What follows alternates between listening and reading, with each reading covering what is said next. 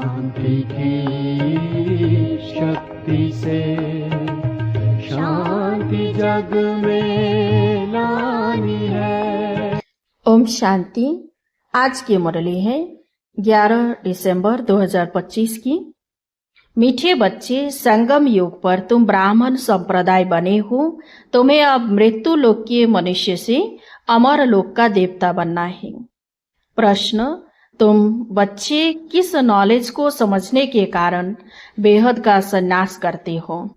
उत्तर: तुम्हें ड्रामा की यथार्थ नॉलेज है। तुम जानते हो ड्रामा अनुसार अब इस सारे मृत्यु लोक को भस्मीभूत होना है।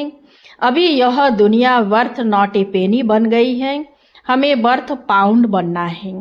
इसमें जो कुछ होता है वह फिर हुबहू कल्प के बाद रिपीट होगा। इसलिए तुमने इस सारी दुनिया से बेहद का संन्यास किया है।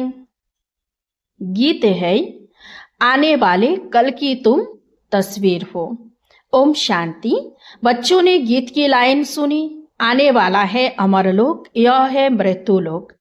अमरलोक और मृत्युलोक का यह है पुरुषोत्तम संगम युग। अब बाप पढ़ाते हैं संगम पर, आत्माओं को पढ़ाते हैं। इसलिए बच्चों को कहते हैं आत्म अभिमानी हो बैठो, यह निश्चय करना है। हमको बेहद का बाप पढ़ाते हैं। हमारी एम ऑब्जेक्ट यह है लक्ष्मी नारायण या मृत्युलोक के मनुष्य से अमरलोक का देवता बनना। ऐसी पढ़ाई तो कभी कानों से नहीं सुनी, ना किसी को कहते हुए देखा जो कहे बच्चे तुम आत्म अभिमानी हो बैठो। यह निश्चय करो कि बेहद का बाप हमको पढ़ाते हैं। कौन सा बाप? बेहद का बाप निराकार शिव। अभी तुम समझते हो हम पुरुषोत्तम संगम युग पर है। अभी तुम ब्राह्मण संप्रदाय बने हो, फिर तुमको देवता बनना है।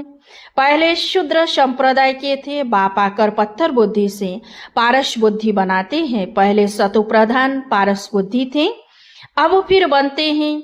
ऐसे नहीं कहना चाहिए कि सतयुग के मालिक थे। सतयुग में विश्व के मालिक थे, फिर 84 जन्म ले सीढ़ी उतरते उतरते शतु प्रधान से शतो रजो तमो में आए हैं। पहले सतो प्रधान थे तो पारस बुद्धि थे, फिर आत्मा में खाद पड़ती है। मनुष्य समझते नहीं, बाप कहते हैं तुम कुछ नहीं जानते थे। ब्लाइंड फेथ था, सिवाय जानने के किसी की पूजा करना व याद करना, उसको ब्लाइंड फेथ कहा जाता है। और अपने श्रेष्ठ धर्म श्रेष्ठ कर्म को भी भूल जाने से वह कर्म भ्रष्ट धर्म भ्रष्ट बन पड़ते हैं। भारतवासी इस समय देवी धर्म से भी भ्रष्ट है, बाप समझाते हैं। वास्तव में तुम हो प्रवृत्ति मार्ग वाले। वही देवताएं जब अपवित्र बनते हैं तब देवी देवता कह नहीं सकते, इसीलिए नाम बदल हिंदू धर्म रख दिया है। यह भी होता है ड्रामा प्लान अनुसार। सभी एक बाप को ही पुकारते हैं, हे पतित पावन आओ। वह एक ही गॉड फादर है जो जन्म मरण रहित है। ऐसे नहीं कि नाम रूप से न्यारी कोई चीज है। आत्मा का व परमात्मा का रूप बहुत सूक्ष्म है, जिसको स्टार व बिंदु कहते हैं। शिव की पूजा करते हैं, शरीर तो है नहीं। अब आत्मा बिंदी की पूजा हो न सके, इसलिए उनको बड़ा बनाते हैं पूजा के लिए। समझते हैं शिव की पूजा करते हैं, परंतु उनका रूप क्या है वह नहीं जानते। यह सब बातें बाप इस समय ही आकर समझाते हैं। बाप कहते हैं तुम अपने जन्मों को नहीं जानते हो। 84 लाख योनियों का तो एक गोपूड़ा लगा दिया है। अब बाप तुम बच्चों को बैठ समझाते हैं, अभी तुम ब्राह्मण बने हो, फिर देवता बनना है। कलयुगी मनुष्य है शूद्र। तुम ब्राह्मणों की एम ऑब्जेक्ट है मनुष्य से देवता बनने की। यह मृत्युलोक पति दुनिया है। नई दुनिया वह थी जहाँ यह देवी देवता ही राज्य करते थे। एक ही इनका राज्य था, यह सारे विश्व के मालिक थे। अभी तो तमोप्रधान दुनिया है, अनेक धर्म है। यह देवी देवता धर्म प्राय लोप हो गया है। देवी देवताओं का राज्य कब था, कितना समय चला, यह वर्ल्ड की हिस्ट्री ज्योग्राफी कोई नहीं जानते। बाप ही आकर तुमको समझाते हैं। यह है गॉड फादरली वर्ल्ड यूनिवर्सिटी, जिसकी एम ऑब्जेक्ट है अमर लोक का देवता बनाना। इनको अमर कथा भी कहा जाता है। तुम इस नॉलेज से देवता बन काल पर जीत पाते हो। वहां कभी काल खा नहीं सकता। मरने का वहां नाम नहीं। अभी तुम काल पर जीत पहन रहे हो। ड्रामा के प्लान अनुसार भारतवासी भी 5 वर्ष या 10 वर्ष का प्लान बनाते हैं ना। समझते हैं हम राम राज्य स्थापन कर रहे हैं। बेहद के बाप का भी प्लान है राम राज्य बनाने का। वो तो सब है मनुष्य। मनुष्य तो राम राज्य स्थापन कर न सके। राम राज्य कहा ही जाता है सतयुग को। इन बातों को कोई जानते नहीं है। मनुष्य कितनी भक्ति करते हैं, जिस्मानी यात्राएं करते हैं। दिन अर्थात सतयुग त्रेता में इन देवताओं का राज्य था। फिर रात में भक्ति मार्ग शुरू होता है। सतयुग में भक्ति नहीं होती है। ज्ञान, भक्ति, वैराग्य, यह बाप समझाते हैं। वैराग्य 2 प्रकार का है। एक है हठयोगी, निवृत्ति मार्ग वालों का। वह घर बार छोड़ जंगल में जाते हैं। अब तुमको तो बेहद का संन्यास करना है, सारे मृत्यु लोक का। बाप कहते हैं यह सारी दुनिया भस्मीभूत होने वाली है। ड्रामा को बहुत अच्छी रीति समझना है। जो मिसल टिक टिक होती रहती है। जो कुछ होता है फिर कल्प 5000 वर्ष बाद हुबहू रिपीट होगा। इसको बहुत अच्छी रीति समझकर बेहद का संन्यास करना है। समझो कोई विलायत जाते हैं, कहेंगे वहां हम यह नॉलेज पढ़ सकते हैं। बाप कहते हैं हाँ, कहाँ भी बैठ तुम पढ़ सकते हो। इसमें पहले 7 रोज का कोर्स लेना पड़ता है। बहुत सहज है। आत्मा को सिर्फ यह समझना होता है हम सतो प्रधान विश्व के मालिक थे, तब शतो प्रधान थे, अब तमो प्रधान बन गए हैं। 84 जन्मों में बिल्कुल ही बर्थ नॉट ए पेनी बन पड़े हैं। अब फिर हम पाउंड कैसे बने। अब कलयुग है, फिर जरूर सतयुग होना है। बाप कितना सिंपल समझाते हैं। 7 दिन का कोर्स समझना है। कैसे हम शतो प्रधान से तमो प्रधान बने हैं। काम चिता पर बैठ तमो प्रधान बने हैं। अब फिर ज्ञान चिता पर बैठ शतो प्रधान बनना है। वर्ल्ड की हिस्ट्री, ज्योग्राफी रिपीट होती है। चक्र फिरता रहता है ना। अभी है संगम युग, फिर सतयुग होगा। अभी हम कलयुगी विशेष बने हैं, सो फिर सतयुगी वाइसलेस कैसे बने। उसके लिए बाप रास्ता बताते हैं, पुकारते भी हैं। हमारे में कोई गुण नहीं है। अब हमको ऐसा गुणवान बनाओ जो कल्प पहले बने थे, उन्हों को ही फिर बनना है। बाप समझाते हैं पहले पहले तो अपने को आत्मा समझो। आत्मा ही एक शरीर छोड़ दूसरा लेती है। अभी तुमको देही अभिमानी बनना है। अभी ही तुम्हें देही अभिमानी बनने की शिक्षा मिलती है। ऐसे नहीं तुम सदैव देही अभिमानी रहेंगे, नहीं।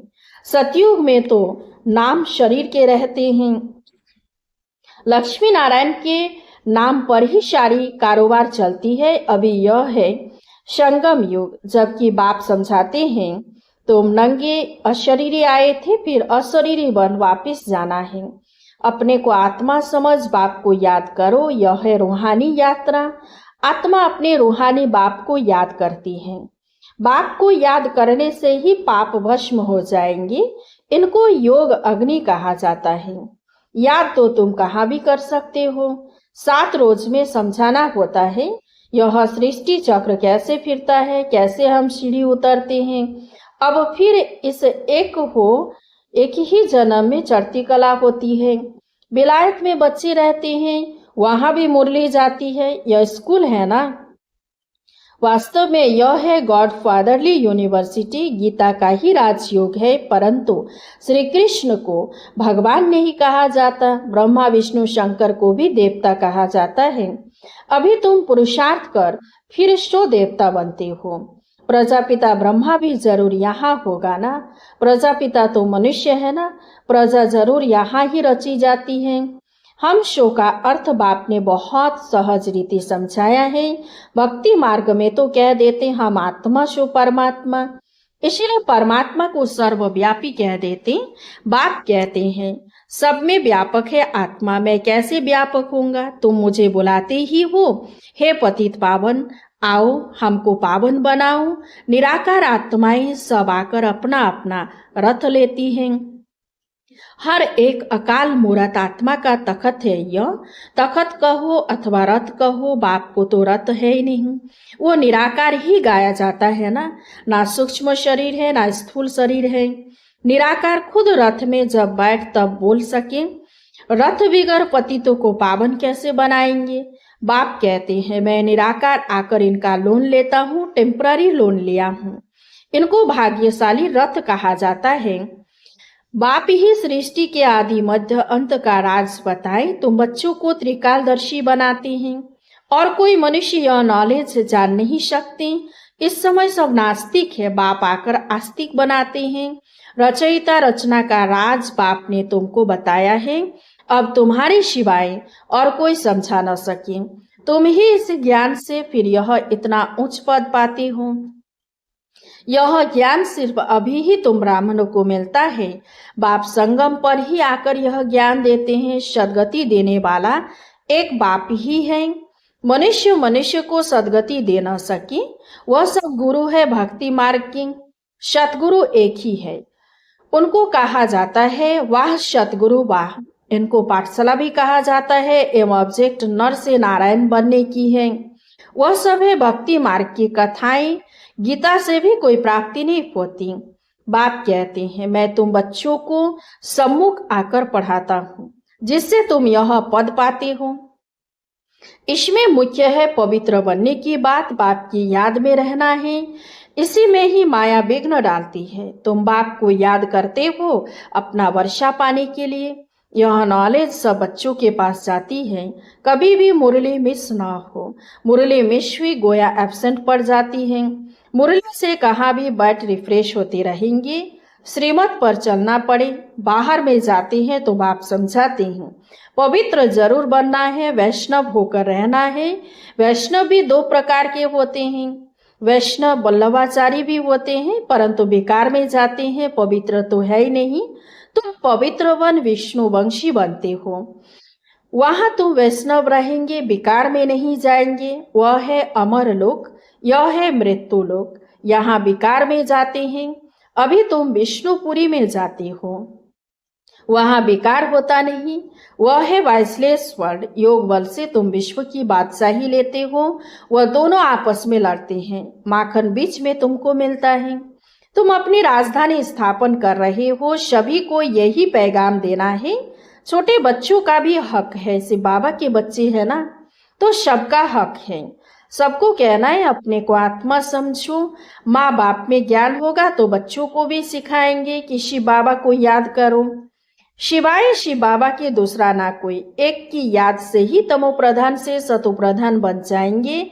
इसमें पढ़ाई बहुत अच्छी चाहिए। विलायत में रहते भी तुम पढ़ सकते हो। इसमें किताब आदि कुछ भी नहीं चाहिए, कहाँ भी बैठे तुम पढ़ सकते हो, बुद्धि से याद कर सकते हो। यह पढ़ाई इतनी सहज है, योग अथवा याद से बल मिलता है। तुम अभी विश्व का मालिक बन रहे हो। बाप राजयोग सिखाकर पावन बनाते हैं, वह है हठ योग, यह है राजयोग। इसमें परहेज बहुत अच्छी रीति चाहिए। इन लक्ष्मी नारायण जैसा सर्वगुण संपन्न बनना है ना, खान पान की भी परहेज चाहिए। और दूसरी बात, बाप को याद करना है तो जन्म जन्मांतर के पाप कट जाएंगे। इसको कहा जाता है सहज राजयोग। राजाई प्राप्त करने के लिए अगर राजाई न ली तो गरीब बन जाएंगे। श्रीमत पर पूरा चलने से श्रेष्ठ बनेंगे। भ्रष्ट से श्रेष्ठ बनना है, उसके लिए बाप को याद करना है। कल्प पहले भी तुमने ही यह ज्ञान लिया था जो फिर अब लेते हो। सतयुग में और कोई राज्य नहीं था, उसको कहा जाता है सुख धाम। अभी यह है दुख धाम, और जहां से हम आत्माएं आई है वह है शांति धाम। शिव बाबा को वंडर लगता है दुनिया में मनुष्य क्या क्या करते हैं। बच्चे कम पैदा हो उसके लिए भी कितना माथा मारते रहते हैं। समझते नहीं कि यह तो बाप का ही काम है। बाप झट एक धर्म की स्थापना कर बाकी सब अनेक धर्मों का विनाश करा देते हैं एक धक से। वो लोग कितनी दवाइयां आदि निकालते हैं पैदाइश कम करने लिए। बाप के पास तो एक ही दवाई है, एक धर्म की स्थापना होनी है। वह समय आएगा सब कहेंगे यह तो पवित्र बन रहे हैं, फिर दवाई आदि की भी क्या दरकार है। तुमको बाबा ने ऐसी दवाई दी है मन मना भव की, जिससे तुम 21 जन्मों के लिए पवित्र बन जाते हो। अच्छा, मीठे मीठे सिकिलधे बच्चों प्रति माता पिता बाप दादा का याद प्यार और गुड मॉर्निंग। रूहानी बाप की रूहानी बच्चों को नमस्ते। हम सब रूहानी बच्चों की रूहानी बाप दादा को याद प्यार गुड मॉर्निंग, नमस्ते नमस्ते नमस्ते। धारणा के लिए मुख्य सार। 1 नंबर, पवित्र बनकर पक्का वैष्णव बनना है। खान पान की भी पूरी परहेज करनी है। श्रेष्ठ बनने के लिए श्रीमत पर जरूर चलना है। 2 नंबर, मुरली से स्वयं को रिफ्रेश करना है। कहाँ भी रहते सतो प्रधान बनने का पुरुषार्थ करना है। मुरली एक दिन भी मिस नहीं करनी है। वरदान, स्वकल्याण के प्रत्यक्ष प्रमाण द्वारा विश्व कल्याण की सेवा में सदा सफलता मूर्त भव। जैसे आजकल शारीरिक रोग हार्ट फेल का ज्यादा है, वैसे आध्यात्मिक उन्नति में दिल शिकस्त का रोग ज्यादा है। ऐसी दिल शिकस्त आत्माओं में प्रैक्टिकल परिवर्तन देखने से ही हिम्मत व शक्ति आ जाती है। सुना बहुत है, अब देखना चाहते हैं, प्रमाण द्वारा परिवर्तन चाहते हैं। तो विश्व कल्याण के लिए स्वकल्याण पहले सिंपल रूप में दिखाओ। विश्व कल्याण की सेवा में सफलता मूर्त बनने का साधन ही है प्रत्यक्ष प्रमाण। इससे ही बाप की प्रत्यक्षता होगी। जो बोलते हो वह आपके स्वरूप से प्रैक्टिकल दिखाई दे तब मानेंगे। स्लोगन, दूसरे के विचारों को अपने विचारों से मिलाना, यही है रिगार्ड देना। अब वक्त सारे, अब संपन्न व कर्मातीत बनने की धुन लगाओ। कर्मातीत बनने के लिए चेक करो कहाँ तक कर्मों के बंधन से न्यारे बने हैं। लौकिक और अलौकिक कर्म और संबंध दोनों में स्वार्थ भाव से मुक्त कहाँ तक बने हैं। जब कर्मों के हिसाब किताब व किसी भी व्यर्थ स्वभाव संस्कार के बस होने से मुक्त बनेंगे, तब कर्मातीत स्थिति को प्राप्त कर सकेंगे। कोई भी सेवा, संगठन, प्रकृति की परिस्थिति, स्वस्थिति व श्रेष्ठ स्थिति को डगमग न करें। इस बंधन से भी मुक्त रहना ही कर्मातीत स्थिति की समीपता है। अच्छा, ओम शांति। इस चैनल को सब्सक्राइब कीजिए, लाइक कीजिए, कमेंट कीजिए और शेयर कीजिए।